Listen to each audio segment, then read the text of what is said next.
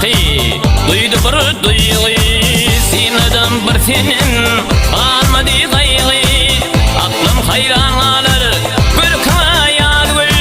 ziyada yetinir ezgü gülün şirkem yedi gülürün ezgü mevlürdün ezgü kıyılardan reyhan gördüm senin durkun yağdır.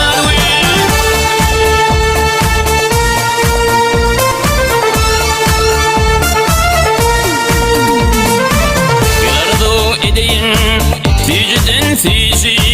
var ettiler beni ol duygun gücü yürekte ornasdı kaygılarınızı var olup nurana yaptığın hayal ziyada yıkılır ezgü gülünün şeylik hemmedi gülür yüzlerinin ezgü mevlürdün ezgü kıyılardan reyhan gördüm senin durkun yağdır.